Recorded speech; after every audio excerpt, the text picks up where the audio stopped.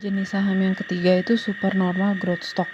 Jadi dia pertumbuhannya berfluktuasi terus sampai suatu saat pertumbuhannya akan konstan. Nah, pertumbuhan konstannya ini sampai jangka waktu tak terhingga. Contoh, pada saat tahun ke-0 saya punya dividen 100, dividennya ini bertumbuh 10%, terus bertumbuh lagi 5%, bertumbuh lagi 8%, bertumbuh lagi 12%. Sampai tahun keempat dia bertumbuh secara beda-beda pertumbuhannya. Nah, setelah tahun keempat dia bertumbuh konstan sebesar 10%, 10%, 10% sampai jangka waktu yang tak terhingga dengan tingkat keuntungan yang diharapkan 15%. Nah, kalau kayak gini kan kita bisa bagi jadi dua bagian. Yang pertama, bagian yang dividennya bertumbuh fluktuatif. Yang kedua, bagian yang dividennya bertumbuh konstan. Nah, untuk dividen yang pertumbuhannya beda-beda ini, kita bikin dalam bentuk tabel. Tadi inti valuation adalah mempresent value-kan apa yang kita dapat. Nah, apa yang kita dapat adalah dividen, jadi dividennya harus kita hitung dulu. Tahun ke-0 kita punya dividen 100, terus bertumbuh 10%. Jadi dividen kita tahun pertama 110. Bertumbuh lagi 5%, jadi 115,5, bertumbuh lagi 8%, jadi 124,74, bertumbuh lagi 12%, jadi 139,7088. Nah, dividen ini harus kita present value terhadap K. K-nya tadi 15%. Untuk tahun ke-0, PVIF ini berapapun K-nya pasti 1. Nah, untuk tahun pertama tinggal 1 ini dapat dari hasil tahun sebelumnya 1 dibagi 1 plus K dibagi 1,15 ketemu 0,8696. Untuk tahun kedua PVIF-nya tinggal 0,8696 dibagi 1,15 ketemu 0,7561. Begitu seterusnya dibagi 1,15 terus. Kalau misalnya K-nya 10% jadi 1 dibagi 1,1 gitu ya. Nah, terus untuk PV dividennya tinggal dividen dikali PVIF. Untuk tahun ke-0 ini selalu strip. Kenapa? Karena dividen 0 atau dividen yang terakhir dibayarkan itu udah lewat. Kita udah nggak dapat dividennya. Yang kita dapat adalah mulai dari D1 sampai D4. Setelah kita kaliin, kita jumlah, ketemu P0 bagian yang pertama itu 344,8877. Jadi P1-nya 344,8877. Nah, sekarang kita lihat yang bagian kedua. Kalau kamu lihat, bagian kedua ini sama kayak yang constant growth stock. Cuma bedanya kalau constant growth stock mulainya di 0. Nah, kalau sekarang mulainya di 4. Ya. Kalau mulainya di 0, kita rumusnya D1 per K min G atau D0 kali 1 plus G per K min G. Jadi kalau P4, itu rumusnya berubah jadi D5 per K min G atau D4 kali 1 plus G per K min G. D4-nya itu berapa? Kita lihat di sini 139,7088 dikali 1 plus G. G-nya kita masukin yang constant growth sebesar 10%. Dibagi K 15% dikurangin G-nya 10%. Ketemu hasilnya 3073,5936. Nah, 3073 ini kan masih P4. Sedangkan yang kita butuhkan adalah P0. Jadi P4 ini masih harus kita present value. Present value-nya gimana? Tinggal P4 dibagi 1 plus K pangkat 4. Ya. Ketemu hasilnya 3073,5936 dibagi 1,15 pangkat 4. Ketemu 1757,3434. Di sini ya, P0 bagian pertama, ini P0 bagian kedua. Nah, jadi kalau kamu totalin, ketemu P0 total 2102,2311. Kalau misalnya harga pasarnya 2000, harga wajarnya 2100, jadi mau beli atau enggak? Jadi kita beli. Ya. Itu untuk stock valuation. Nah, sekarang kita lihat latihan soal. Latihan soal ini ada di modul. Untuk zero growth, Soal yang pertama, PT ABC mengumumkan dividen 300 per lembar, harga yang ditawarkan 2.500, RRR 10%. Apakah Anda akan membeli saham tersebut? RRR itu sama dengan K, artinya tingkat pengembalian yang diharapkan. D-nya 300, MP-nya 2.500, K-nya 10%. P0 tinggal D per K, berarti 300 dibagi 10%, ketemu 3.000. Harga wajarnya 2.500, berarti beli apa enggak? Berarti beli. Harga pasarnya lebih murah daripada harga barangnya. Nah, contoh soal yang kedua, harga wajar saham KLM-nya 5.000, dividennya 600, berapakah RRR-nya? Justru yang ditanya K-nya. K-nya itu rumusnya D per P, 600 dibagi 5.000, ketemu 0,12. Itu untuk yang zero growth. Nah, untuk yang constant growth ada 3 soal. Yang pertama, PT ABC baru saja membagikan dividen sebesar 300, ditawarkan harganya 3.500, RRR-nya 20%, growth-nya 10%. Nah, tadi kita kan punya dividennya ada 2, ada D0, ada D1. D0 itu adalah dividen yang terakhir kali dibagi. Ya.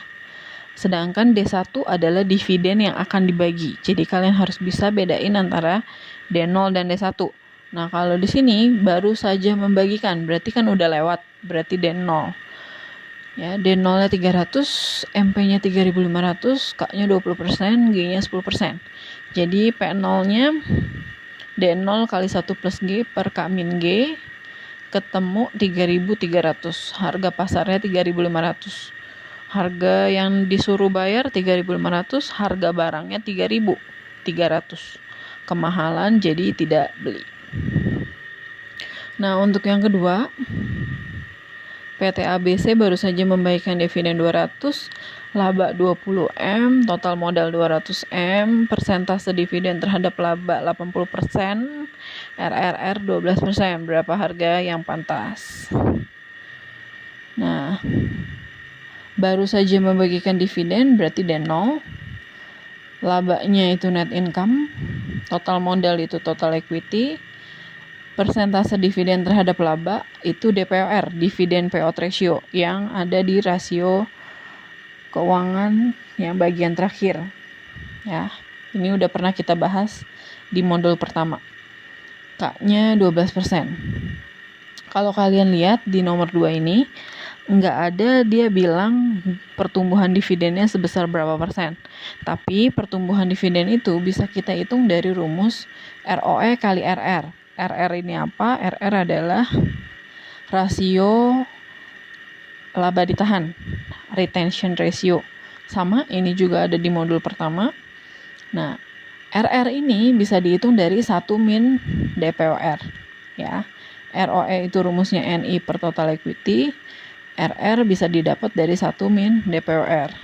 Jadi net income-nya saya masukin 20M, total equity-nya 200M, DPOR-nya 80%, ketemu growth-nya 0,02. Nah, setelah ketemu growth, baru kita bisa masukin ke rumus yang ini. Harga wajarnya dapat dari D0 kali 1 plus G per K min G. D0-nya 200 ditambah 1 plus growth-nya 0,02. K-nya 12%, G-nya 2%, ketemu 2040. Nah, kita lihat contoh yang ketiga. Saham PT ABC baru saja dijual 23.000, berarti harga pasarnya 23.000. Pertumbuhan dividennya 10,5, G-nya 10,5, dividen pada tahun yang akan datang 2.500. Dividen yang akan datang berarti D1 2.500. RRR-nya 17%, berarti P0-nya tinggal D1 per K min G. D1-nya 2.500, K-nya 17, G-nya 10,5. Ketemu hasilnya 38.461. Harga pasarnya 23.000. Berarti mau beli apa enggak? Berarti kita beli. Nah, yang terakhir, supernormal growth stock. Nah, supernormal growth stock ini dia bilang Tingkat pengembalian yang diharapkan 15%, dividen terakhir yang dibagikan 300, diperkirakan akan tumbuh 20% selama 2 tahun. Tidak tumbuh sama sekali selama 1 tahun. Kemudian dividen mengalami penurunan sebesar 5% dari dividen tahun sebelumnya, dan selanjutnya pertumbuhan konstan sebesar 10% dalam jangka waktu yang tidak terbatas. Harga pasarnya 6.500. Nah, kalau kamu ketemu soal supernormal growth stock, kamu gambarin dulu di timeline ya. Dividen yang terakhir dibagikan 300, pertumbuhannya 20% selama 2 tahun, terus tidak bertumbuh, terus turun 5%. Mulai dari sini konstan 10% sampai tak terhingga. Berarti saya tarik garis di angka 4. Ya, baru kita kerjain. P0 yang pertama, kita bikin tabel.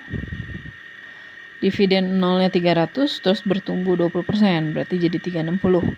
Bertumbuh lagi 20%, jadi 432. Tidak bertumbuh, berarti tetap 432. Nah, terus dividen ini turun 5%. Berarti 432 dikali 95%, ketemunya 410,4.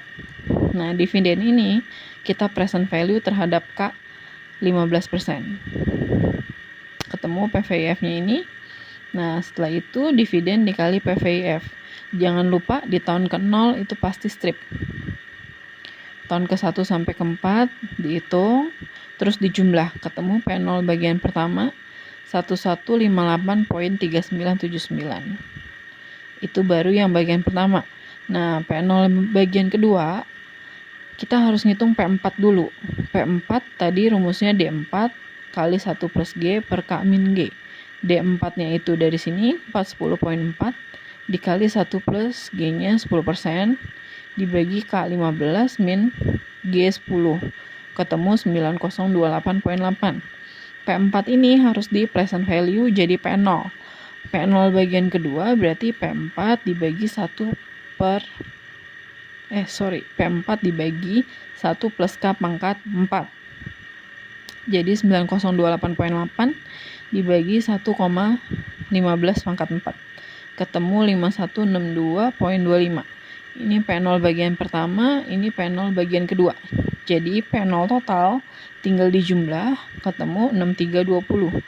Harga pasarnya 6.500. Berarti harga yang harus kamu bayar lebih mahal daripada harga barangnya. Jadi tidak beli. Itu untuk contoh soal common stock valuation. Nah, yang terakhir ada PS valuation. Kalau preferred stock itu kan dividennya selalu tetap.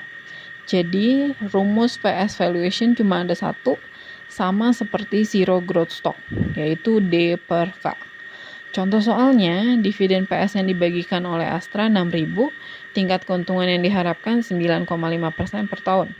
Jadi P0 sama dengan D bagi K, 6.000 dibagi 9,5%, ketemu 63.157,89.